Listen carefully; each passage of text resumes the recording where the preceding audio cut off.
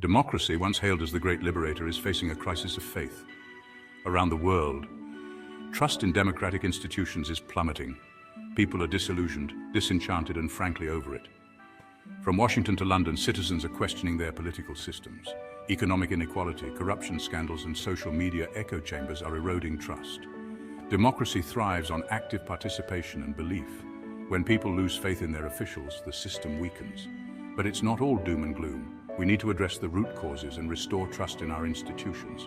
Otherwise, we risk losing the idea that we, the people, have a say in how we are governed. Let's talk about the elephant in the room, money and politics.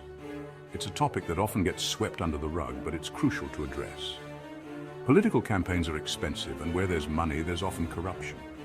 The need for vast sums of money to run a campaign opens the door to undue influence. The influence of wealthy donors and corporations is undeniable. They pour millions into campaigns expecting something in return. It's like a game of Monopoly where a few players start with all the hotels. The rest are left scrambling for the scraps. This influx of money creates a system where politicians are beholden to their donors. They become puppets, dancing to the tune of those who hold the purse strings. They're working for two bosses, the people who elected them and the people who funded them. It's a delicate balancing act, often tipping in favor of the latter. The one with the deeper pockets usually gets their calls returned first. Money talks, and it speaks loudly in the halls of power.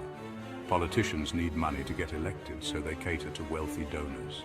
This creates a vicious cycle that's hard to break. Once in office, they pass laws that benefit those donors. The interests of the average voter often take a back seat, and round we go on the carousel of corruption. It's a never-ending cycle that erodes public trust in our democratic institutions.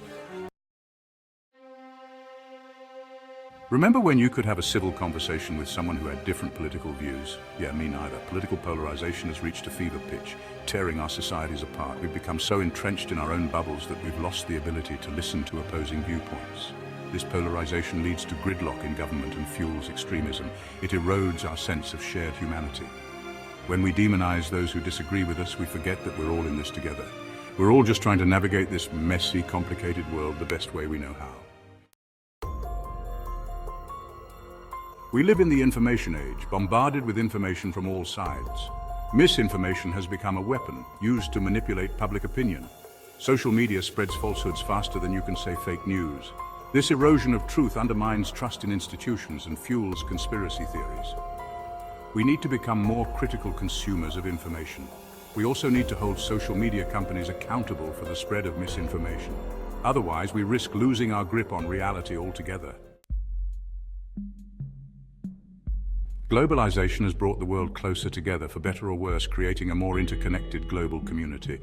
It's made goods cheaper and connected us in ways we never thought possible, revolutionizing how we live, work, and communicate.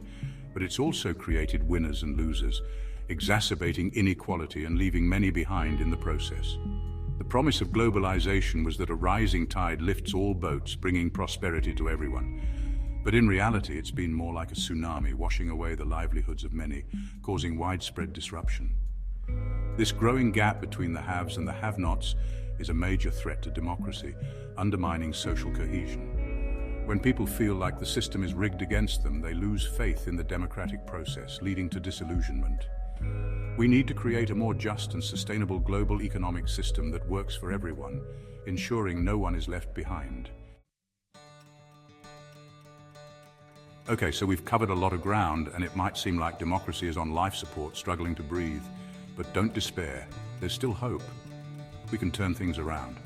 First, we need to reduce the influence of money in politics. It's crucial to ensure that our leaders are accountable to the people, not just wealthy donors. We need campaign finance reform that prioritizes small donors.